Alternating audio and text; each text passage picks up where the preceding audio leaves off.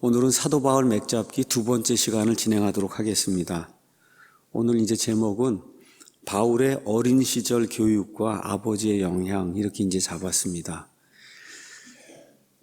이 세상 역사를 이제 하나님이 쭉 이렇게 이제 이끌고 가십니다. 그런데 특별한 때에는 하나님께서 특별한 사람을 사용하셔서 하나님이 원하시는 그런 특별한 일을 하게 하십니다. 우리가 지금 살펴보고 있는 사도 바울이 바울이 되기 전에 그 이름이 다소의 사울이었어요. 다소의 사울. 그래서 Paul of Tarsus 이렇게 이제 미국 사람들이 이야기하는데 Saul of Tarsus, 다소의 사울. 매우 특별한 사람입니다. 그가 기록한 서신서들이 다 특별한 책이에요. 그의 성품이 특별했고 그가 미친 영향이 굉장히 특별했습니다. 그래서 오늘 이 사도 바울, 다소의 사울이라는 사람이 어디서 태어났고 그의 가정은 어떠했으며 특별히 그의 아버지가 그에게 어떠한 영향을 미쳤는가, 또 젊은 시절 그가 받은 그 교육이 그에게 어떠한 영향을 미쳤는가, 이런 이야기를 성경 전체적인 것, 또 세계 역사 이런 걸 보고 같이 한번 살펴보는 그런 시간을 좀 갖도록 하겠습니다. 바울의 서신서가 14개가 있는데 그 14개를 다 찾아봐도 바울이 내 가족은 어떤 가족이었다 이런 거 쓴 얘기가 없습니다. 심지어 바울이 결혼을 했는지 결혼을 하지 않았는지 그 내용조차도 그 안에 들어있지 않습니다. 다만 그의 아버지가 바리새인이었다고 확실합니다. 그의 아버지가 바리새인이었고 그 결과 사도 바울도 바리새인이었습니다. 또 성경 가서 보니까 그의 이름이 다소의 사울이라고 표현이 되어 있어요. 그래서 그 사울이 태어난 도시가 그리스 사람들의 유명한 도시 다소였다. 또 성경 가서 보니까 사도 바울이 로마의 시민권을 가졌다, 이렇게 이제 기록이 되어 있습니다. 자, 그래서 성경 전체적인 걸 가서 보니 바울의 이런 그 표현과 그 다음에 자기가 사람들 앞에 서서 재판받는 그런 과정을 통해서 자기가 젊었을 때, 어렸을 때 받은 그런 그 교육 과정 이런 걸 설명하는 걸 보면 어린 시절에 예루살렘으로 와서 가말리엘이라고 하는 그런 그 율법학자 밑에서 공부했다고 하는 그런 내용이 성경에 이제 기록이 되어 있습니다. 또 그의 그 성격을 가서 보면 그리스도인들을 잡아다가 감옥에 집어넣으려고 할 때 그 사람이 보여준 그 그 열정이긴 한데 배도자나 이단이라고 하는 사람을 향해서 그가 보여준 그 열정, 그건 어느 면에서 아주 무서운 열정이에요. 이게 중세 암흑시대, 이 천주교 시대처럼 그런데 이런 열정이 사용되면 정말 예수님 믿는 사람을 가차없이 죽일 수 있는 그런 열정, 그렇죠? 이런 게 이렇게 막 이렇게 들어가 있습니다. 오늘 우리가 사도행전 7장 58절에서 8장 1절 말씀을 읽었습니다. 바로 이 부분에 사울이라고 하는 사람이 처음 등장을 합니다. 사울. 어느 장면이냐? 스데반이라고 하는 하나님의 사람이 순교당하는 바로 그 장면에 사울이 등장을 해서 스데반의 죽음에 동의하고 그 다음에 스데반을 돌로 치기 위해서 사람들이 옷을 벗어던지고 할 때 옷을 사울에게 맡기는 바로 이 장면에 지금 사울이라는 사람이 이제 등장을 합니다. 위대한 사람, 우리가 다 본받으려고 위인전을 읽습니다. 그렇죠? 그래서 위대한 사람의 일거수일투족을 우리가 이제 살펴보게 되고 그걸 우리 이제 거울로 삼게 되면 그럼 우리도 그와 같은 사람이 될 수 있다, 이런 그 믿음을 가지고 그래서 좋은 사람의 그와 같은 위인전을 많이 읽습니다. 자, 그래서 위대한 사람들, 이 위대한 사람들의 그 일대기 아니면 일거수일투족을 우리가 왜 읽느냐, 이런 사람들이 세상 역사를 바꿨어요. 또 우리가 지금 왜 다소의 사울을 공부하냐, 말 그대로 기독교 역사를 바꾼 사람입니다. 기독교 역사를 바꿨어요. 하나님은 주권적으로 세상의 역사를 이끌어 가세요. 근데 하나님이 직접 개입하시는 그런 때도 있지만 대다수 경우에는 하나님이 원하시는 사람들을 사용하셔서 섭리로 이 세상의 모든 역사를 계속해서 하나님이 원하시는 방향으로 쭉 이끌고 나가시는 거예요. 1948년에 이스라엘이 돌아왔습니다. 어느 누가 이스라엘이 저 땅에 돌아와서 다시 저 땅을 차지하고 정부를 구성하리라고 어느 누가 생각을 해봤어요. 그렇죠? 근데 하나님이 이 모양 저 모양으로 세상의 사람들을 쭉 이렇게 이제 사용하면서 특별히 마지막 때에는 이 영국, 미국, 이 앵글로 섹슨족을 사용하셔갖고 하여튼 그들의 유전자 속에는 이스라엘을 도와줘야 되겠다는 게 그냥 들어있는 거예요. 이게 이렇게 돼서 그 사람들 쭉 이렇게 이제 사용하셔갖고 하나님이 원하시는 방향으로 그냥 딱 꼬린을 지금 시켜놨잖아요, 저기에. 그렇죠? 이렇게 하려면은 하나님의 사람이 있어야 될 거 아니에요. 그 일을 하는 하나님의 사람들. 자, 그래서 하나님께서는 자신이 원하는 대로 사람의 역사를 이끌고 나가기 위해 자신의 일을 수행할 그런 사람들을 이제 필요로 하십니다. 주권적으로 역사를 이끌어 나가세요. 저와 여러분의 의견 따르지 않습니다. 하나님이 저 의견 듣고 여러분의 의견 듣고 뭐 만장일치냐 민주주의냐 이런 걸로 해서 하잖아요. 주권적으로 하세요. 주권적으로 하시니까 사람을 선택하는 것도 주권적으로 하시는 거예요. 그래서 예레미야 1장 5절에 가서 보니까 하나님이 뭐라고 말씀하시느냐 하면 예레미야 너를 뱃속에 짓기 전부터 내가 알았다. 내가 이 땅에서 태어나기도 전에 내가 이미 너를 알고 있다. 하나님이 그렇게 말씀하세요. 그런 식으로 하나님의 일을 하는 사람을 하나님이 선택을 하십니다. 자, 우리 하나님은 어떤 분이냐? 뭐 여러 가지 특성이 있겠지만 가장 큰 거, 우리 눈으로 보거나 이렇게 해서 가장 큰 특성은 위대하다는 거예요. 위대하다. 영어로 great 하다는 거예요. 이 great 하다는 게 어느 정도냐? 하나님이 말씀으로 순식간에 하늘과 별들을 이렇게 창조하시는데 그 별들의 수를 못 세잖아요, 우리 사람이. 그렇잖아요. 별들의 수를 못 세요. 그 정도로 광활한 그런 그 스페이스, 이런 우주 공간을 순식간에 말씀으로 무에서 유로 창조해내는 거예요. 자, 그래서 위대하고 무한해요. 우주가 무한합니다. 바다도 어느 면에서 보면 무한하거든요. 그런데 이것보다 더 무한한 게 하나님의 위대한 지성. 이 모든 거를 하나님이 다 컨트롤 하시려면 그 마인드, 지성이 얼마나 위대해야 되겠어요, 우리 하나님이. 그렇죠? 그렇게 위대하신 그 하나님의 그 지성이 하나님의 일을 할 수 있는 그 사람들의 지성을 위대하게 만든다는 거예요. 위대하게. 그래서 이게 하나님의 작품이고, 그래서 하나님이 적재적소에 가장 적당한 시기에 위대한 지성과 위대한 열정을 가진 사람들을 하나님의 일을 수행할 수 있도록 하나님이 만들어 놓으신다는 겁니다. 다소의 사울이 바로 그런 사람 중에 하나예요. 그러니까 오늘은 왜 하나님이 다소의 사울을 쓸 수밖에 없었는가? 그를 쓰시기 위해서 하나님께서 어떠한 일을 세상의 모든 것들을 섭리로 이렇게 이끌어 가시면서 왜 하나님이 이 다소의 사울이라고 하는 사람을 이렇게 빚어내셨는가? 이런 걸 한번 쭉 세상 역사와 성경 역사를 통해서 이제 살펴보려고 그럽니다. 아까 제가 시작을 하면서 뭐라고 말씀드렸냐 하면 하나님의 특별한 때에는 하나님의 특별한 사람이 필요하다 그랬어요. 그렇죠? 다소의 이 사울이 특별한 사람이에요.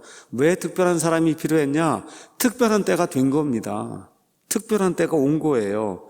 다시 말씀드려, 초기 이제 기독교라고 하는 게 세상에 퍼져나가야 되는데 이 초기 기독교를 퍼뜨리기 위해서는 하나님의 위대한 지성과 하나님의 위대한 열정을 가진 누군가가 있어야 그 일을 할 수 있었던 거예요.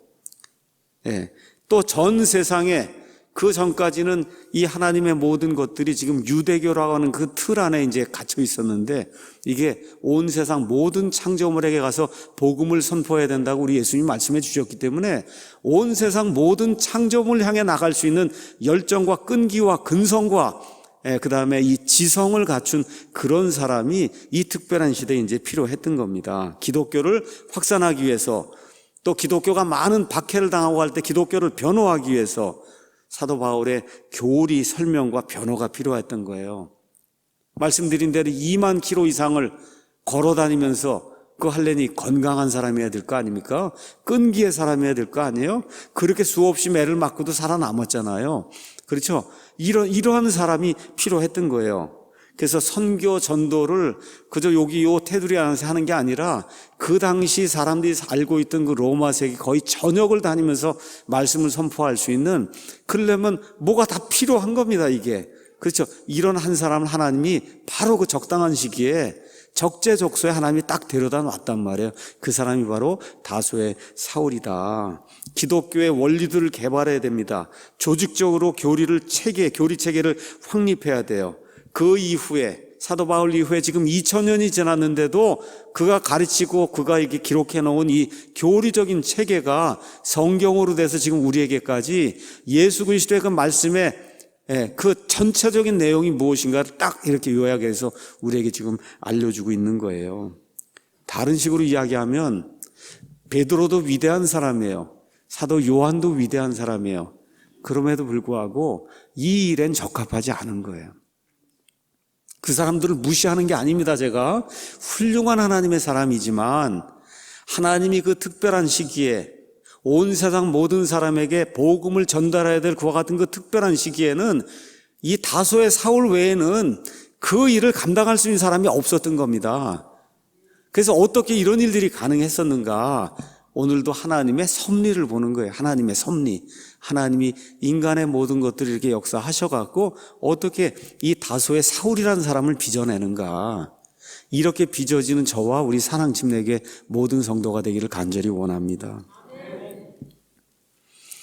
사도행전 13장부터 28장까지는 오로지 사도 바울의 여행 내용만 담고 있어요. 또 뭐가 들어있냐? 사도 바울의 설교가 들어있어요. 그 다음에 사도 바울이 무지무지 수고했던 그 수고가 다른 사람 얘기는 없습니다. 사도들의 행적 그렇게 돼 있는데 앞부분은 유대인 사도들 몇 명 이야기가 나오고, 그리고 13장부터 그 다음에 28장까지는 오로지 사도 바울의 이야기만 이제 나와요. 그 이후부터 로마서부터 히브리서까지 14권은 다 사도 바울이 기록을 한 거예요. 그러니까 신약성경의 반이 사도 바울에 대한 겁니다. 자, 이렇게 됐는데 그 신약성경에 14권의 서신서가 있는데 그 14권의 서신서는 다른 책들하고 완전히 다릅니다. 그 내용이. 어떤 점에서 다르냐? 이 14권은 역사 기록이 아니에요. 마태복음, 마가복음, 누가복음, 요한복음, 사도행전 앞부분 이렇게 나오잖아요. 이건 역사적인 기록을 담고 있는 거예요. 역사적인 기록. 또 저 끝에 가면 그러면 요한계시록이 나옵니다. 그건 앞으로 일어날 미래의 일들을 담고 있는 거예요. 그런데 이런 책들하고 사도 바울의 서신서 14권은 완전히 다릅니다. 설교가 아니에요. 여러분 로마서 어디 읽어보세요. 설교가 아닙니다. 거의 대부분이 기독교 교리예요. 기독교 교리 집이라고 보시면 되고 기독교를 변호하는 변호서예요. 로마서부터 히브리서까지 내용이 완전히 다른 거예요. 내용이 다르다. 신약성경 어디에도 아니면 구약성경 어디에도 이렇게 조직적으로 체계적으로 하나님의 구원의 원리와 하나님이 사람을 이렇게 경영하시는 그와 같은 그 전체적인 내용이 이렇게 체계적으로 정립이 되어 있는 책은 없어요, 성경 안에. 근데 그 일이 필요한 때가 된 거예요. 그 일을 위해서 하나님이 다소의 사울을 선택하시는 거다. 다시 말해 사도 바울의 서신서 14권은 기독교를 창시한 예수 그리스도의 위대한 계획을 설명하는 내용으로 가득 차 있는 거예요. 자, 우리 주 예수님이 이 땅에 오셨습니다. 그리고 오셔서 십자가에서 죽음을 당하시고 이렇게 해서 온 세상 모든 사람의 죄들을 제거하시는 그런 일을 하시고, 그리고 부활하시고 다시 이제 승천하시는 그런 내용이 성경에 기록이 되어 있습니다. 자, 그러면 예수님이 이 땅에 오셨잖아요. 위대한 계획을 가지고 오셨어요. 온 세상 모든 사람에게 복음을 선포해야 되겠다는 그런 계획을 가지고 오셨단 말이에요. 근데 그 계획을 설명해 주는 그 일은 예수님의 죽음이 있기 전에는 좀 불가능했단 말이에요. 그 계획이 이런 거라고 하는 걸 지금 해서 이걸 하려고 하면 죽음이 있어야 이걸 설명을 할 거 아닙니까? 그렇죠? 그러니까 예수님이 죽기 전에는 이거를 내가 오면 이 구원의 도리고 어떻다 뭐다 이거를 설명할 수가 없는 거예요. 그게 아직 이루어지지 않았으니까. 근데 드디어 예수님이 죽으시고 묻히시고 부활하셔서 자신의 그 모든 계획을 다 이제 이루어 놓으셨단 말이에요. 그러고 나서 이제 올라가시니까 드디어 누구가 필요한 거예요. 왜 이런 일들이 일어났는가 하는 거를 조직적으로, 체계적으로, 그렇죠, 가르쳐야 될 그런 필요가 있었던 거예요. 그 필요에 부응하기 위해서 하나님이 마련해 놓은 특별한 사람이 바로 다소의 사울이었다, 그렇게 이야기할 수 있는 겁니다. 자, 그래서 한 번도 이 다소의 사울은 예수님을 본 적이 없어요. 이렇게 예수님이 이렇게 직접 저 하늘에 나타나셔서 그에게 이렇게 보여준 것 외에는 예수님이 살아있는 동안에 사도 바울을 직접 만나서 이렇게 이야기를 나누고 그런 적이 없습니다. 한 번도 없습니다. 맞죠? 예. 또 그렇기 때문에 내가 예수님을 직접 보고 뭐 다른 제자들처럼 3년 반 동안 동고동락하면서 뭐 예수님 이런 분이다 저런 분이다 그렇게 이야기할 수가 없잖아요. 지금 사도 바울이 그렇게 한 적이 없으니까. 이럼에도 불구하고 3년 반 동안 같이 따라다닌 제자가 11명이나 있었는데도 하나님께서 그 11명을 선택하지 않고, 그것도 이스라엘 땅에서 태어난 사람이 아니라 지금의 터키, 저 위에 터키 다소라고 하는, 그것도 그리스 문화가 가장 융성하게 발전이 되어 있는 그 도시에서 태어난 그 유대인을 하나님이 선택을 하셔갖고 하나님의 이 일을 하기 위한 도구로 삼으셨다는 거예요. 아주 굉장히 이렇게 하나하나 살펴보면 아주 특별한 점이 굉장히 많은 거예요. 다시 말씀드려 여기엔 분명한 이유가 있다는 거예요. 사도 바울의 성품, 사도 바울이 받은 훈련, 사도 바울이 받은 그런 교육, 이것이 바로 그 시점에 하나님에게 필요했다는 겁니다. 빌립보 감옥의 간수가 뭐라고 물어요? 내가 무엇을 하여야 구원을 받을 수 있습니까? 하고 사도들에게 이제 묻잖아요. 바울과 실라에게 묻잖아요. 내가 무엇을 하여야 구원을 받겠느냐? 여러분, 복음서나 아니면 구약 성경이 다 있잖아요. 이걸 가지고 그걸 설명하려고 하면 설명할 수 있습니다. 하나님이 계시다 뭐 해서 설명할 수 있는데, 그거 가지고는 우리가 제대로 이렇게 하기가, 조직적으로 체계적으로 이거 하기가 어렵잖아요. 그렇죠? 무엇을 해야 구원을 받느냐? 그러면 답을 해줘야 될 거 아닙니까? 그런 답이 로마서부터 시작해서 히브리서 안에 조직적으로 체계적으로 들어있단 말이에요. 그 일을 할 수 있는 사람이 필요했던 거예요. 그렇죠? 그래서 로마서, 갈라디아서 이런 데 가서 보면 어떻게 사람이 구원받을 수 있고 왜 사람이 구원받을 수 있는가, 그 근거가 무엇인가가 딱 이렇게 요약이 돼 있잖아요. 여러분, 저와 여러분이 학교 다닐 때 교과서가 이렇게 두꺼워도 시험 볼 때 보면 누가 요약해오지 않습니까? 그렇죠? 그 요약을 해오면 그거 갖고 공부하듯이 성경이 이렇게 두꺼운데 이 안에 그걸 요약이 돼 있지 않으면 어떻게 사람이 구원받느냐 얘기를 하려고 그러면 창세기부터 이거 꺼내갖고 이걸 다 하려면 보통 사람 하기가 어렵잖아요. 그렇죠? 그거를 요약을 해준 거란 말이에요. 교회 안에 각종 문제가 발생해요. 그렇죠? 그럼 사도 바울이 그 안에 기록해 놓은 고린도 전후서, 데살로니가 전후서, 에베소서, 골로새서, 빌립보서 이런 교회에 관한 이런 이 서신들을 읽으면 그 문제를 이렇게 해결할 수 있구나, 우리가 알 수 있는 거예요. 어떤 사람이 교회를 어떻게 다스려야 되는가, 목회하는 걸 어떻게 해야 되는가, 디모데전서, 디모데후서, 디도서를 보면 어떤 사람이 어떻게 목회를 할 수 있는가가 이렇게 다 기록이 돼 있잖아요. 그게 없어도 할 수 있습니다. 그게 없어도. 근데 그게 있으면 쫙 한 번에 이렇게 요약이 돼 있으니까 그걸 기준으로 해서 목회를 하는 사람을 뽑기도 하고 훈련하기도 하고, 그래서 가르치기도 하고, 또 목회하려고 하는 사람도 그걸 기준으로 해서 교회를 이렇게 목회를 하면 얼마나 좋아요. 그렇죠? 이런 일을 할 사람이 필요했던 거예요. 바로 그 시점에 다소의 사울이 이제 등장을 하는 겁니다. 그래서 여기 엘버트 반스가 그렇게 이야기를 했어요. 지금까지 태어난 인간 중에 사도 바울만큼 인간의 문제를 신학적으로 설명하고 그 해결책을 제시한 사람은 없다는 거예요.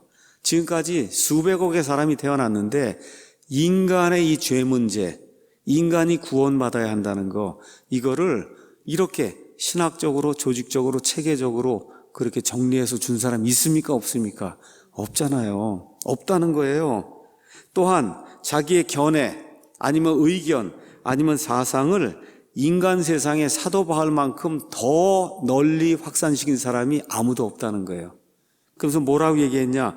플라톤이 아무리 유명하고 아리스토텔레스가 아무리 유명하고 그 이후에 뭐 베이컨, 칸트, 존 락크 같은 이와 같은 유명한 사상가들이 세상에 많이 등장했어요. 그 사람들을 미친 영향을 다 합쳐도 사도 바울이 성경에 나와 있는 14개의 서신서를 통해서 온 세상 사람들에게 미친 그와 같은 영향과 비교가 될 수 있냐는 거예요. 여러분 맞죠? 그 정도로 위대하다는 겁니다. 이 사도 바울이라는 사람이 미친 영향을. 저도 이거 준비하면서 이걸 보니까 진짜 그렇더라고요. 뭐 플라톤, 아리스토텔레스, 뭐 베이컨, 뭐 철학자들 다 합쳐놔도 그 사람들 미친 영향 조각조각 이렇게 미친 거지. 사도 바울처럼 5대양 6대주 모든 사람에게 이런 영향을 미친 사람이 어디가 있어요? 그렇죠? 가서 보니까 정말 반즈가 이야기하는 게 맞더라고요. 또 사도 바울이 살던 그 당시 그 세상에서 세상에 알고 있는 그런 모든 지혜, 지성 이런 모든 거를 바울처럼 많이 알고 있던 사람이 어디가 있느냐. 그것도 또 맞는 이야기입니다. 그래서도 뭐라고 이야기하느냐. 지금도 역사의 아버지라고 불리는 사람이 있어요. 여러분 누군지 아세요? 역사의 아버지, 그리스 사람인데 역사의 아버지 헤로도투스라고 아세요? 그 사람이 지은 책 이름이 역사입니다. 이 사람이 언제 태어났냐? BC 484년에 태어나서 425년에 죽었어요. 그래서 이 사람이 저 페르시아니 여기까지 그냥 쫙 돌아다니면서 세상의 모든 역사들을 기록을 한 거예요. 근데 반즈가 뭐라고 얘기하냐? 그 헤로도투스보다 더 많이 돌아다닌 사람이 사도 바울이다. 여러분 아시겠죠? 그렇게 훌륭한 그 역사가 이거 역사를 탐구하기 위해서 돌아다녔는데 그 거리면에서 이런 모든 거 봤을 때 그 헤로도투스보다 더 많이 걸어다니면서 여행하면서 세상에 이와 같은 그 여러 가지 것들을 다 섭렵해둔 사람이 사도 바울이다. 맞는 얘기입니다. 그 당시에 다마스쿠스, 안디옥, 에베소, 고린도, 아테네, 빌립보, 로마 등 그 당시 아주 유명하고 크다란 그런 도시가 있었는데 그 모든 도시에 한 도시가 아니에요. 그 모든 도시에 그렇게 큰 영향을 미친 사람이 어디가 있었냐는 거예요. 보니까 또 맞는 이야기입니다. 그래서 가서 보니 사도 바울이 가면 그 모든 곳에 변화가 생겼다는 거예요. 그래서 어떤 사람들보다 더 이렇게 지속이 되는 것과 같은 그 사상을 펼쳐서 그 사상이 지금 우리에게까지 오고 있다는 거죠. 사도행전 17장 6절에 가서 보면 사도 바울과 그 일행을 뭐라고 표현했냐면 세상을 뒤집어 엎은 자들이라고 그랬어요. 너무나 멋있어요. 세상을 뒤집어 엎었어요. 가는 데마다 바울과 그 일행이 가면 세상이 뒤집어졌어요. 우리 사랑 침례교회와 우리 킹제임스 성경과 우리가 하는 이와 같은 그 선교 사역, 이런 미디어 이런 사역이 세상을 뒤집어 엎는 그런 사역이 되기를 예수님의 이름으로 축원합니다. 또 뭐를 눈으로 많이 봤냐? 인간의 편협함, 미신, 철학, 또 인간의 교만, 또 인간의 연약함, 인간이 가지고 있는 모든 정욕, 또 이교도들의 극심한 우상 숭배, 그 다음에 그 안에서 이루어지는 신전, 매춘 이런 거 그 당시 어떤 사람, 세상을 가장 많이 돌아다녔으니까 그렇잖아요. 어떤 사람보다 더 많이 눈으로 목격한 사람이 사도 바울이다. 그는 기독교라고 하는 새로운 체계의 출발에 가장 큰 영향을 미쳤고 앞으로도 그렇게 미칠 거예요. 우리 예수님 뭐라고 말씀하셨냐? 이 반석 위에 내가 내 교회를 세우리니 지옥의 문들이 그걸 이기지 못한다 그랬어요. 우리 예수님 공중 강림하실 때까지 교회가 남아있게 됩니다. 그 남아있을 때까지 계속 영향을 미칠 사람이 누구냐? 사도 바울이라는 거예요. 엄청난 그와 같은 그 영향을 미친 사람이 사도 바울입니다. 이렇게 특별한 사람이 지금 사도행전 7장, 8장 요 부분 요 네 구절에 우리 눈앞에 지금 와 있는 거예요. 가서 보니까 이렇게 이제 기록이 되어 있습니다. 증인들이 자기들의 옷을 사울이라 하는 젊은이의 발 앞에 두었다. 그 다음에 8장 1절에 사울이 그의 죽음, 스데반의 죽음에 동의하였다. 지금 그렇게 이제 나오고 있습니다. 자, 여기 가서 보니까 어떤 사람이냐면 한 청년이 나옵니다. 근데 그 청년이 지금 조용히 있는 청년이에요. 조용히 있는 청년. 근데 이 청년이 어떤 사람이냐? 자기가 계획한 것은 무슨 수가 있어도 다 이루어야 되겠다는 결기로 가득한 그런 청년, 그 청년이 지금 드디어 여기 사도행전 7장, 사도행전 8장 여기에 드디어 등장을 하는 거예요. 그런데 여기에 지금 주인공은 누구냐 하면 이 다소의 사울이 아니라 스데반입니다. 스데반. 이 스데반이라고 하는 또 다른 지금 사람이, 하나님의 사람이 나오는데, 이 스데반이 나와서 새로 형성이 된 기독교라고 하는 이런 새로운 시스템을 막 지금 변호하는 거예요. 말씀을 선포하는 겁니다. 그래서 많은 사도들을 통해서 기적이 이루어지고 막 그냥 기독교가 전파가 되는 말은 이런 시점이에요. 스데반이 아무 죄를 짓지도 않았어요.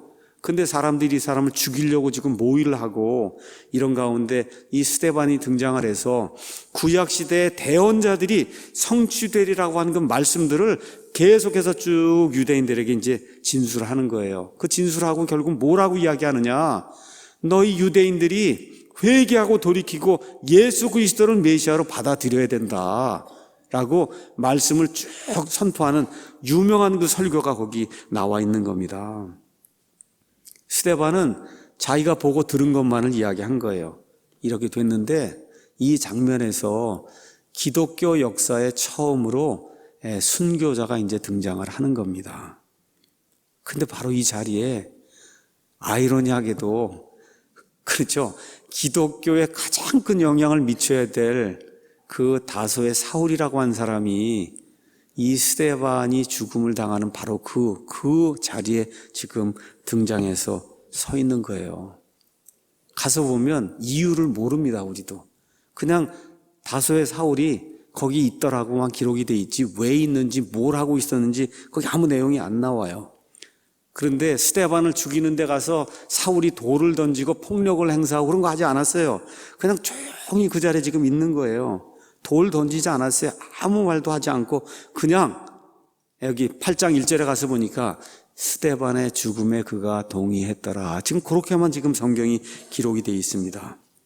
그런데 이렇게 조용히 아무 말도 하지 않고 조용히 있던 이 청년, 이 다소의 사울이 얼마 지나지 않아서 기독교인들을 박해하는데 으뜸 가는 사람이 되리라고 아무도 예상하지 못해 조용히 있는 거예요. 조용히 있는 그 청년이. 그런데 얼마 시간이 지나지 않아서 엄청난 에너지와 엄청난 열정과 엄청난 분노, 그리고 큰 세력을 가지고, 그리고 이 땅에서 기독교를 완전히 제거하려고 하는 이런 시도를 하는 무서운 사람으로 그 9장에 이제 등장을 하는 거예요. 이게 지금 사도 바울이 이 성경에 지금 등장하는 그런 내용이야. 처음에 그냥 조용하게 이렇게 등장을 했다가 9장으로 넘어가면은 9장 이렇게 기록이 돼 있잖아요. 사울이 주의 제자들을 치려고 여전히 위협과 살기를 내뿜었다 그랬어요. 위협과 살기를 내뿜었다. 이렇게 사람이 돌변하게 된 거거든요. 자, 비록 아무 말 하지 않고 조용히 있었지만 어쨌든 스데반은 죽어야 된다. 여기 지금 동의했기 때문에 지금 그 자리에 가서 돌 던지고 하는 사람들, 돌 던지려고 하니까 옷을 벗어야 되니까 그 돌 던지는 사람들 지금 옷을 지금 맡아주고 있는 거예요. 사도 바울이 사도행전 22장 20절에 자기가 그 일을 했다고 증언을 합니다. 우리 한번 가서 잠깐 보겠습니다. 22장 20절. 가서 보면 주의 순교자 스데반이 피를 흘릴 때 나도 곁에 서서 그의 죽음에 동의하고 그를 죽인 자들의 옷을 지킨 것을 그들이 안다. 바울이 이렇게 증언을 하는 거예요. 지금 사도행전 자체는 누가가 기록을 한 겁니다. 누가가. 그리고 지금 사도행전 22장에 있는 내용은 바울이 직접 증언을 한 거예요. 증언을 한 겁니다. 자, 그럼 우리가 한번 생각을 이제 해봐야 된다는 거죠. 도대체 이 청년이 누구고 어떤 교육을 받았고 도대체 어떤 원칙들을 가지고 이 삶을 살아가고 있는 사람인가? 도대체 왜 그 폭도들에게 동조했을까? 동조했는데 왜 적극적으로 가담하지 않고 조용히 있었을까? 그래서 그가 회심한 이후에 이 사도행전에 나오는 기록들과 그 다음에 서신서에 나오는 그런 모든 기록들을 종합 정리하면 이러한 질문들에 대해서 우리가 대답을 할 수 있다는 겁니다. 그래서 오늘은 사도 바울이 되기까지의 그의 그 어릴 때의 교육 과정과 그 다음에 아버지의 영향, 또 그를 가르쳤던 가말리엘이라는 사람의 그런 그 영향, 이런 것들을 한번 성경을 통해서 살펴보는 그런 시간을 갖도록 하겠습니다. 자, 첫 번째, 그의 아버지의 영향에 대해서 잠깐 살펴보겠습니다. 사도행전 23장 6절에 가서 보면 바울이 이렇게 이제 이야기를 합니다. 잡혀가서 23장 6절에 나는 바리새인이요 또 바리새인의 아들이다, 그렇게 이야기해요. 그러니까 나는 바리새인이고, 그러니까 우리 아버지도 바리새인이다, 그렇게 이야기하는 겁니다. 아버지의 이름은 성경에 나오지 않기 때문에 아무도 모릅니다. 다만 바리새인 이렇게 이야기했을 때는 아주 엄격한, 유대인들의 엄격한 그런 분파 중에 하나가 바리새인이다, 우리 그런 내용 아시잖아요. 그래서 빌립보서에 사도 바울이 그렇게 기록을 했잖아요. 바리새인이 어떤 사람이냐, 제가 한번 읽어보겠습니다. 빌립보서 3장에 가서 보시면 이렇게 기록이 돼 있어요. 열심에 관한 한 교회를 핍박하였고 율법에 있는 의에 대해서는 흠이 없는 자다. 본인들이 만들어놓은 한 600여 가지 율법이 있는데 그 600여 가지를 하나도 어기지 않고 다 지켰다는 겁니다, 여러분. 이게 보통 사람이 아닌 거예요. 지금 근데 그게 자기 아버지가 바리새인이었다는 거예요. 내 아버지가 바리새인이었기 때문에 나도 바리새인이고 이와 같이 엄격하게 율법을 지키던 그런 사람이다. 자, 성경 가서 보면 바울의 어머니에 대한 이야기는 전혀 나오지 않습니다. 근데 사도행전 23장에 가서 보면 바울에게 누이가 있었다는 사실이 그 안에 이제 기록이 돼 있어요. 23장 16절 바울의 누이, 또 바울의 누이의 아들도 있고, 이런 내용이 이제 성경에 기록이 돼 있는데 이 사람들의 이름도 전혀 언급되지 않습니다. 그 다음에 로마서 16장 7절에 가서 보면 바울의 친척들이 있었다는 사실을 알 수가 있습니다. 로마서 16장 17절에 가서 보면 내 친족이요 나와 함께 갇힌 자들인 안드로니고와 유니아에게 문안하라. 그들은 사도들 가운데서 주목받고 있으며 또한 나보다 먼저 그리스도 안에 있었다. 그러니까 바울보다 먼저 그리스도를 믿은 바울의 먼 친척들이 있었다는 거예요. 바울의 먼 친척. 근데 이 사람들이 바울에게 어떤 영향을 미쳤는지 성경은 전혀 이야기하지 않습니다. 전혀 이야기하지 않아요. 자, 많은 경우 어린 시절에는 아이에게 영향을 이제 어머니가 가장 많이 미칩니다. 그래서 여러분 사무엘과 그 다음에 한나 이야기 이렇게 가서 보시면 그 사무엘의 그 어린 시절에 그 어머니 한나가 얼마나 영향을 미쳤을까 우리가 잘 이해할 수가 있습니다. 그런데 유대인들의 경우, 특히 남자아이들의 경우에는 소년 시절에 이제 접어들면서부터 아버지가 가장 큰 영향을 미친다 그래요. 그 남자아이들에게. 그래서 아버지의 생각, 심지어 아버지의 성품, 또 많은 경우엔 심지어 아버지의 직업까지도 같이 물려받는 거예요. 그게 유대인들의 이제 풍습입니다. 그래서 이 아버지의 생각, 성품, 심지어 직업까지 물려받으면서 이 소년의 미래가 이제 형성이 된다. 이게 유대인들의 어떤 관례라고 이제 많은 사람들이 증언을 합니다. 그러니까 하나님에 대한 믿음, 또 경건함, 하나님을 정말 경건하게 이렇게 예배하는 이런 모든 것들, 이게 아버지를 통해서 전달이 된다는 거예요. 유대교회에서는. 직업이나 세상관도 다 아버지를 통해서 그 남자아이들에게 이제 전수가 된다고 많은 사람들이 이렇게 증언을 합니다. 자, 그러면 지금 여기 다소의 사울이 우리 아버지는 바리새인이었습니다. 그래서 나도 바리새인입니다. 지금 그렇게 이야기하니 바리새인들의 특징 몇 가지를 성경과 그 다음에 역사의 기록들을 통해서 여러분에게 그냥 알려드리겠습니다. 여러분이 이미 알고 있는 거예요. 자, 바리새인들은 어떤 사람들이냐? 종교심이 심히 강한 사람이에요. 종교심이 대단히 강한 사람이에요. 그 다음에 바리새인들의 특징은 뭐냐? 하나님이 계시로 주신 이 말씀, 이 기록된 이 말씀을 확고히 믿는 사람이에요. 확고히. 근데 그걸 너무 기계적으로 해석을 해서 그렇지, 이 하나님이 우리에게 주신 그 말씀을 아주 확고하게 믿는 사람이 바리새인이에요. 그 하나님이 주신 말씀이 뭐냐? 율법이거든요. 그래서 그 율법과 하나님이 세워주신 유대, 이 이스라엘이라고 하는 그런 나라 정부, 그 정부를 확실하게 믿는 사람이 바리새인들이에요. 다시 말씀드리면 법치를 중시한 사람이에요. 법치. 알겠죠? 율법. 이게 법이잖아요. 그래서 정부, 이게 법이잖아요. 그러니까 법치를 확고하게 믿던 사람, 이 사람이 이 바리새인이다. 그 다음에 바리새인들이 특징이 또 하나가 있어요. 자기의 감정을 제어할 줄 아는 사람이에요. 그러니까 특별한 경우가 아니란 화를 내지 않는다는 거예요. 절제하는 그런 삶을 사는 겁니다. 또 도덕과 윤리 면에서 완벽을 기하는 사람이에요. 그러니까 바울이 율법에 있는 의에 관하여는 나는 흠이 없는 사람이다 그렇게 얘기할 정도니까 겉으로 드러나는 그런 모습을 보면 그냥 완전 성인 군자예요. 죄라고 하는 건 알 수가 없는 그런 사람으로 보이는 그런 정도의 사람들이 바리새인이다.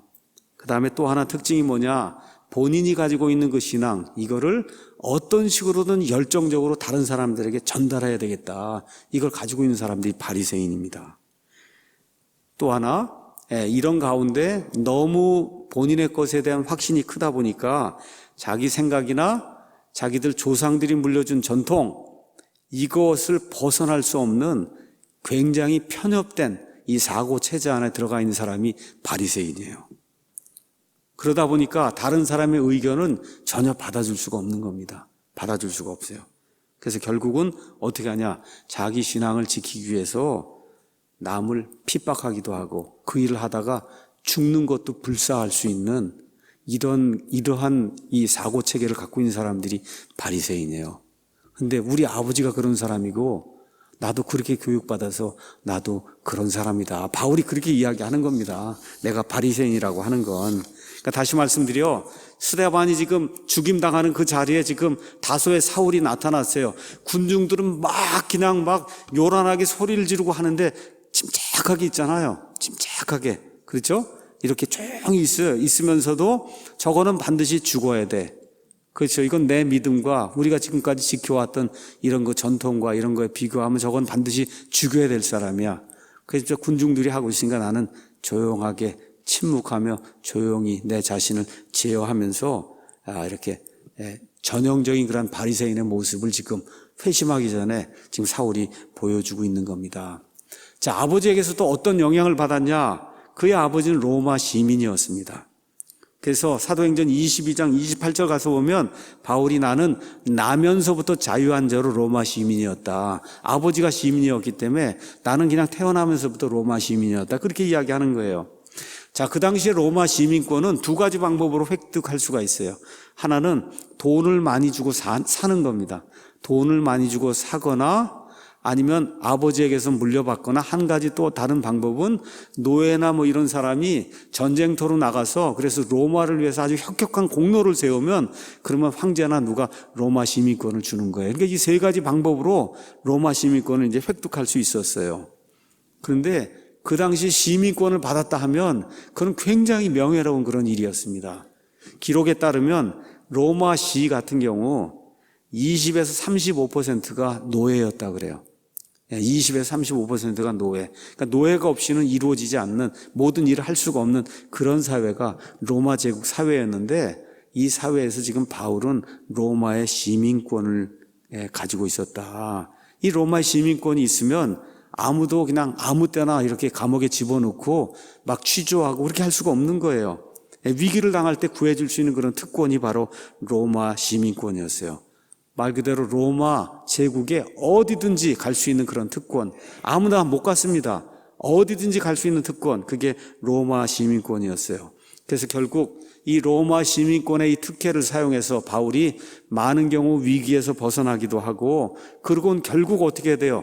로마에까지 가잖아요. 그래서 어떻게 됐어요? 로마 황제 앞에 서서 재판을 받습니다. 왜 그러냐? 로마의 시민이기 때문에.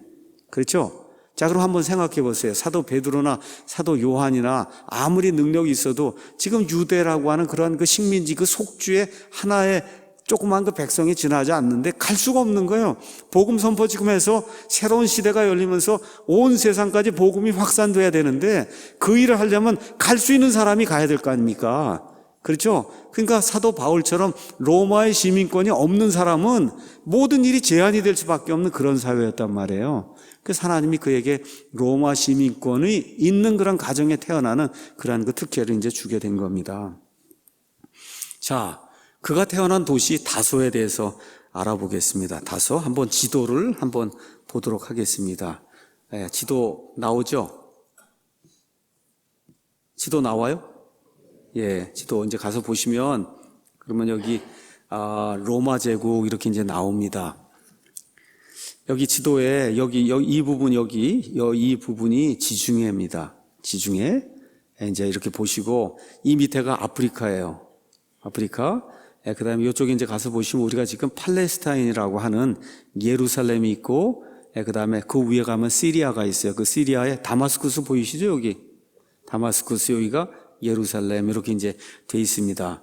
자, 그러면 여기 가서 보면 여기 빨갛게 제가 동그랗게 여기 쳐놓은 데가 있어요. 거기에 가서 보면 여기 이름이 다소라고 하는 도시가 있어요. 다소. 그죠? 영어로는 탈수스 이렇게 이제 돼 있는데, 그래서 지금은 터키예요. 터키. 이 지역이 터키입니다. 여기가 지금. 그러니까 사도 바울이 태어난 데가 터키다. 이렇게 이제 생각을 하시고, 먼저 큰 도시를 한번 보도록 하겠습니다. 여기 장화처럼 생긴 이 나라가 이게 이탈리아잖아요. 그렇죠? 여기에 로마라고 하는 그런 도시가 여기 있는 거예요. 로마. 그 다음에 이쪽 로마 옆으로 가면 그럼 이쪽에 그리스가 있습니다. 그리스. 그리스의 남부는 아가야라고 했고 북부는 마케도니아라고 했어요. 그러니까 지금도 마케도니아라는 나라가 있는 거예요. 그래서 여기 가서 보면 밑에 아테네가 있고 아테네 옆에 이제 고린도가 있어요. 고린도, 이 위에 데살로니가. 그 다음에 이쪽으로 가면 빌립보가 있어서 여러분 금을 이렇게 그면 이쪽은 유럽이고 이쪽은 아시아예요. 그 유럽과 아시아 딱 거기 그 사이 해서 이쪽 딱 넘어가면 나오는 도시가 첫 번째 도시가 빌립보. 그 빌립보라고 하는데 유럽에서 처음으로 교회가 이제 세워진 거예요.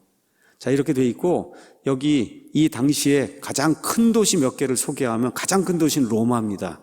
로마 가장 크고 그 다음에 두 번째로 큰 도시는 여기 이집트에 가면 알렉산드리아라고 있어요. 알렉산더 대왕이 세운 알렉산드리아가 두 번째쯤 큰 도시예요. 세 번째 큰 도시 그러면 여기 안디옥 이게 세 번째 큰 도시. 그 다음에 이제 뭐 네 번째, 다섯 번째, 여섯 번째 가면 여기 나와 있는 다소라고 하는데 에베소, 그 다음에 고린도, 아테네 이런 도시들이 뭐 네 번째, 다섯 번째, 여섯 번째 이런 거 가는 그런 도시예요. 바울이 이 알렉산드리아 빼고 나머지는 다 갔습니다. 다 갔고 여기 가서 보면 다소가 있잖아요.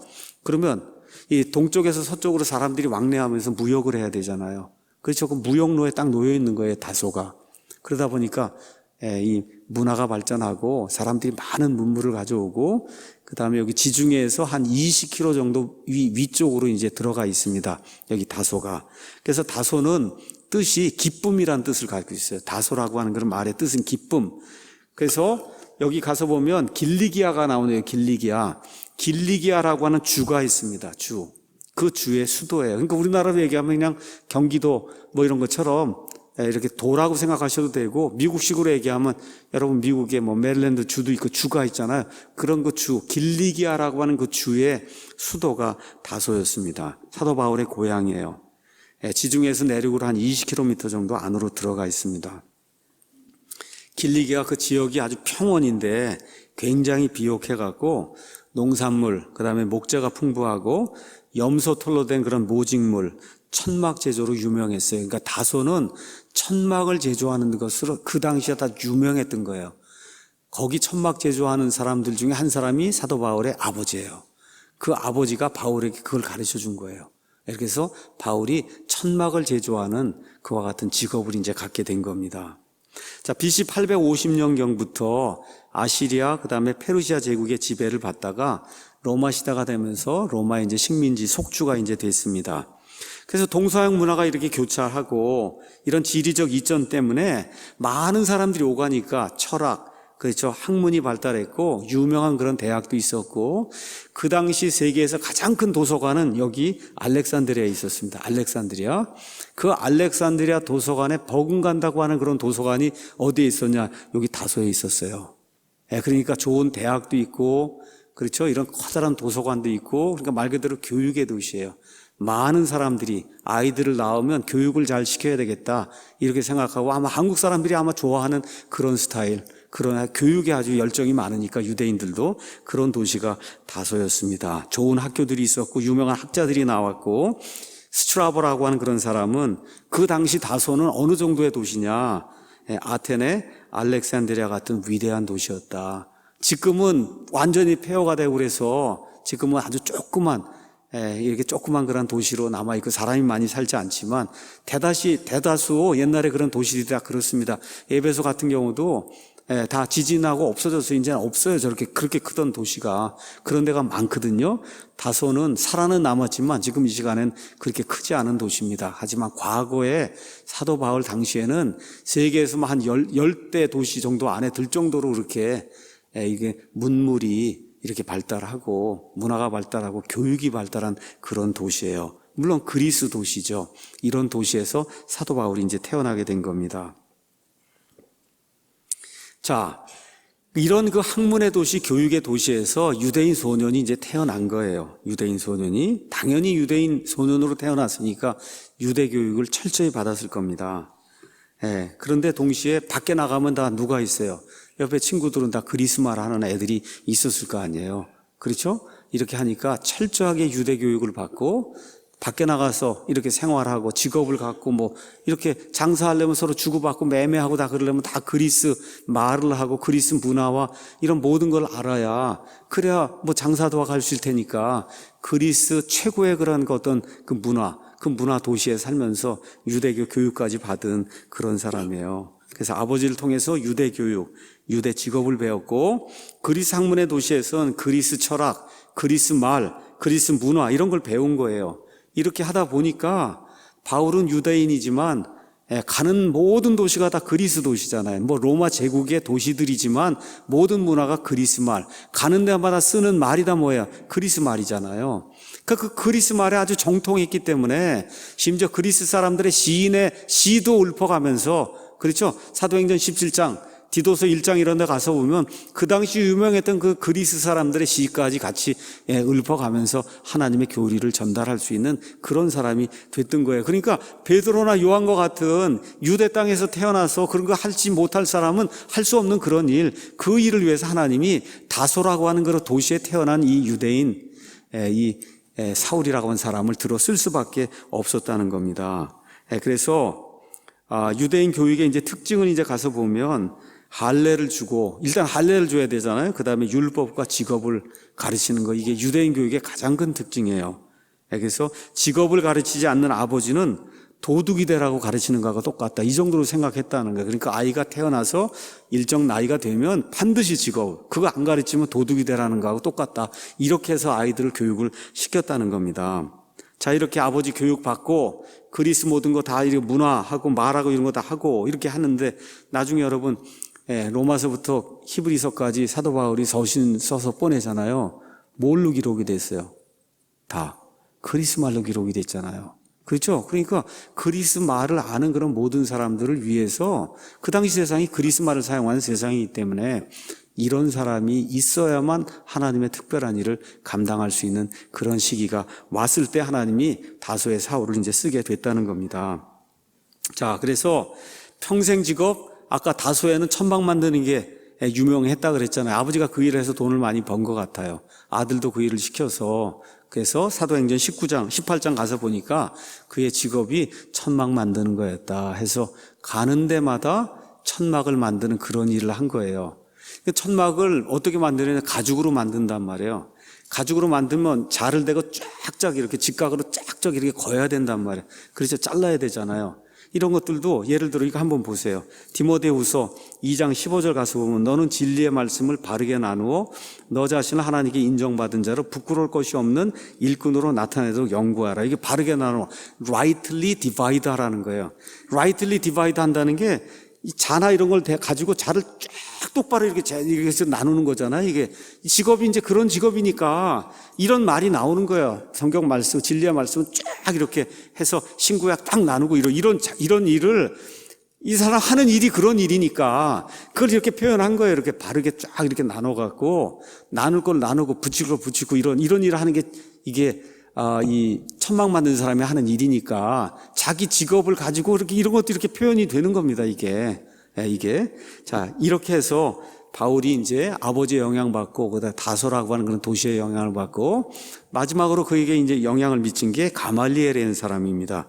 사도행전 22장 3절, 그다음에 26장 4절에 가서 보면 자기가 가말리엘의 발밑에서 우리식으로 얘기하면 가말리엘 문화에서 사사를 받았다, 이제 그런 얘기거든요. 가말리엘. 자, 바울이 태어난 거는 이 그리스의 도시, 또 지금의 터키 다소입니다.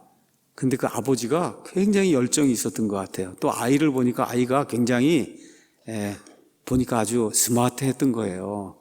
그렇게 하니까 아버지가 내가 무슨 돈이 다 들더라도 너를 유학을 시켜서 훌륭한 랍비로 만들어야 되겠다 이렇게 생각을 하고, 여기 지도 한번 가서 보세요. 이 지도 여기 다소에서 여기 예루살렘으로 뭐 배를 타고 보냈는지 아니면 하여튼 뭐 걸어서 가게 했는지 말 그대로 유학을 보낸 거예요. 유대교의 원산지 거기 가서 너는 유대인 랍비가 되라. 그렇게 해서 보냈단 말이에요. 그 누구에게 보냈냐? 가말리엘에게 보냈는데 그 당시 가장 유명한 학자가 가말리엘이에요. 거기 갔는데 그냥 돈 안 내고 가진 않았을 거 아닙니까? 가서 수업비도 내고 했는데 가장 훌륭한 사람에게 갔으니 돈을 많이 냈을 거 아니에요. 그럼 거기서 하숙도 했고 뭐 다 했을 거 아닙니까? 그러니까 아버지가 부자가 아니고는 이 일을 못 하는 거예요. 그러니까 아버지가 다소에서 이미 재물이 많이 있고 돈을 많이 번 그런 유대인으로, 아이가 벌써 보니까 앞날이 유망해 보이니까 이 아이를 공부를 시켜서 사내들인 공예나 이런 데 훌륭한 랍비로 만들어야 되겠다 이런 생각이 들어서, 그래서 어릴 때, 거기서 보면 어릴 때 보냈다는 거예요. 아니면 젊을 때 보냈다는데 그 youth라고 하는 그런 단어가 정말 몇 살부터냐 그건 우리가 알 수가 없습니다. 그런데 유대인들의 그 관례를 봤을 때는 13살부터 정식으로 율법을 가르쳤다는 거예요. 이렇게 되니까 훌륭한 랍비가 되도록 아마 12살, 13살쯤 되었을 때 하숙시켜가면서 예루살렘으로 가말리엘이라는 그 선생님을 찾아서, 그래서 물론 아버지가 처음엔 데리고 갔겠죠. 그랬을 것 같아요. 아버지가 데리고 가서 소개도 하고 이 아이를 율법학자로 키워야 되겠습니다 하고 데리고 갔을 겁니다. 그래서 만난 사람이 누구냐? 가말리엘을 만난 거예요. 라이프 사전에 가서 보니까 아마 생명의 말씀사에서 만든 것 같아요. 라이프 사전에 가말리엘이라는 사람에 대해서 이렇게 나와 있어요. 가말리엘의 이름의 뜻이 뭐냐? 하나님의 상급이다, 이런 뜻이에요. 유명한 유대인 율법학자요, 사도 바울의 스승인 가말리엘은 바리새인들은 두 개의 파가 있다는 거예요. 바리새인의 파가 두 개가 있습니다. 하나는 샴마이라고 하는 그런 학파가 있고 하나는 힐렐이라고 하는 그런 학파가 있어요. 두 사람이 그 학파를 창시한 사람이에요.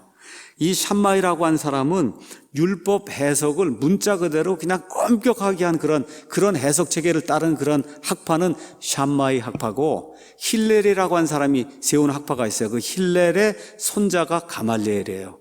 힐렐은 아마 좀 들어봤을 겁니다. 하여튼 그 힐렐은 율법을 그렇게 문자 그대로 그렇게 하는 게 아니라 좀 유연하게 우리가 해석을 해야 된다, 이런 거 하는 그 학파의 그 당시 가장 유명한 사람이 힐렐의 손자인 가말리엘이에요.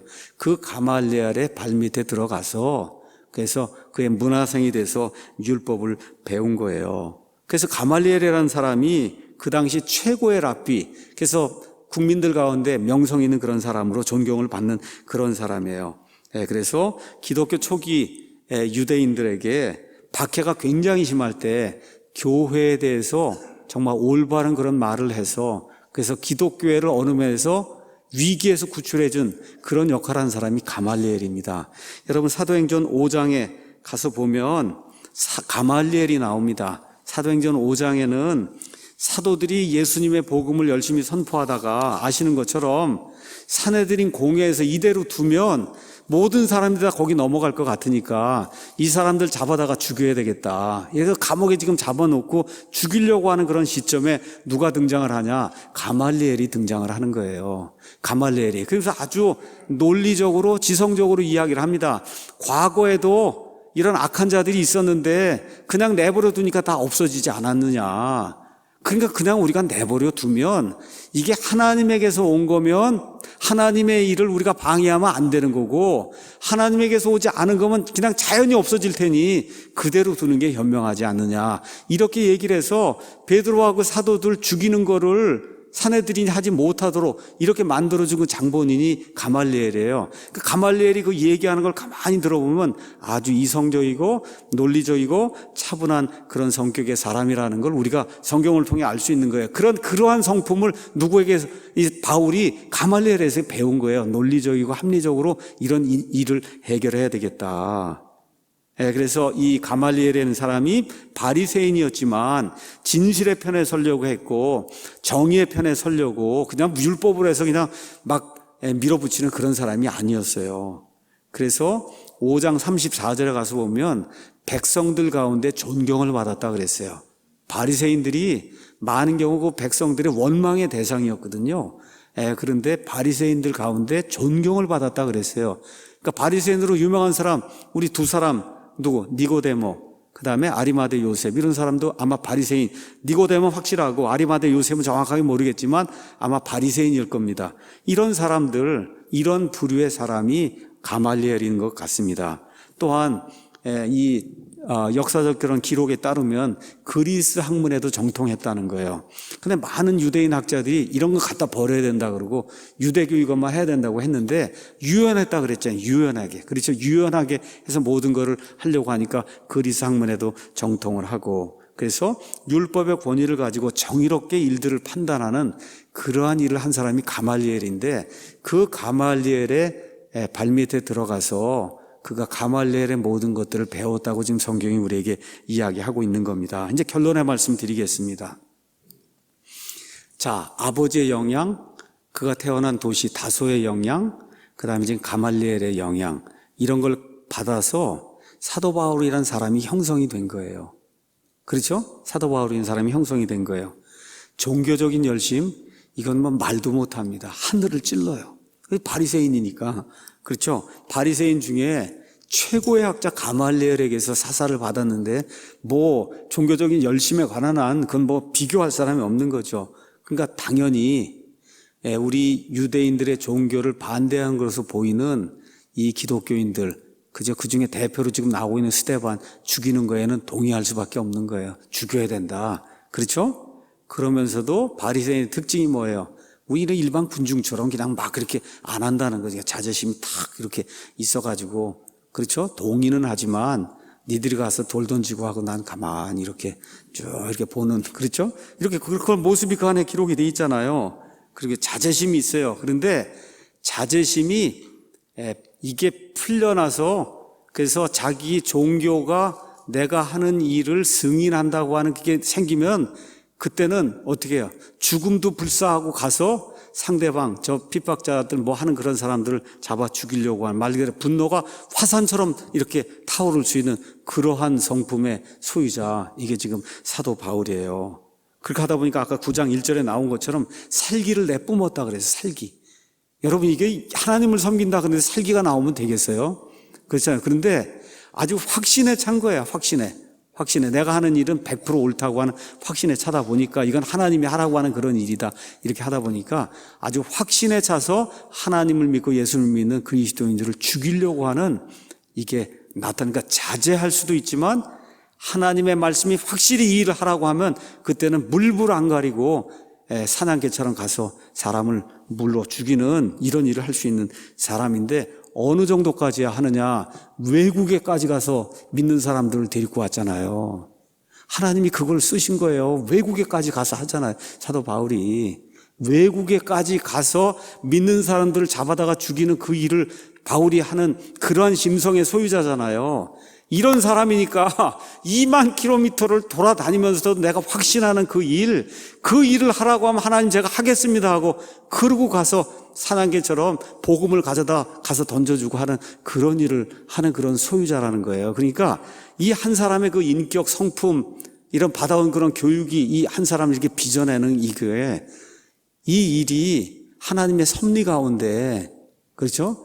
왜 다소에 태어났냐? 왜 그 아버지가 바리새인이냐? 어떻게 하다 가말리엘에 이렇게 들어가서 바리새인이 아주 철저한 그런 바리새인들이냐? 이런 모든 것들, 하나님의 일을 하기 위해서, 그렇죠? 하나님이 빚어내는 이와 같은 모든 과정이다. 이런 것들이 이제 성경에 들어있다는 거죠. 다시 말해, 진리로 인해서 확신이 들면 그 진리를 전달하기 위해서 그 열정이 화산처럼 폭발할 수 있는 그런 사람. 이런 사람이 바로 그 시대 AD 30년경에 초기 기독교가 세상을 향해 나가게 될 때 그런 사람이 필요한 거잖아요. 그리스 말도 잘하고, 그렇죠? 이런 사람이 필요하고, 로마 시민이라야 또 어디든지 다닐 수 있잖아요. 그렇죠? 이런 사람이 그 당시에 다소의 사울밖에 없었던 거예요. 이것이 그의 선교의 원동력이 된 겁니다. 오늘의 교훈 잠깐 말씀드리겠습니다. 아이들의 교육이 아이들의 미래를 바꿉니다. 그래서 확고하게 우리 부모들이 확고하게 우리 하나님, 창조자 하나님, 또 창조자 하나님의 주신 그 말씀, 그 다음에 우리를 위해 죽으신 그 예수 그리스도, 여기에 대해서 확고하게 우리가 가르쳐야 되고, 그 다음에 진리편에 서야 되겠다. 아이들에게 진리편에 서서 확고하게 그 하나님의 말씀에 근거해서 진리를 위해서 목숨을 바칠 수 있는 이와 같은 그 사람으로 우리 아이들을 만들어야 되겠다. 그게 부모의 열정적인 교육, 그 아버지가 얼마나 열정적으로 교육을 시켰을까 이렇게 들어보니까 좀 이해가 되잖아요. 또 뭐도 있냐? 세상 교육도 잘 시켜야 됩니다, 부모가. 바울이 크리스마스 세상 교육 하나도 안 받았으면 이런 일 못합니다. 그렇죠? 그러니까 여러분과 제가 아이들을 세상 교육도 잘 받아서 세상을 이길 수 있는 사람으로 만들어야 되는 거예요. 그래서 이런 것들도 우리가 배우는 겁니다.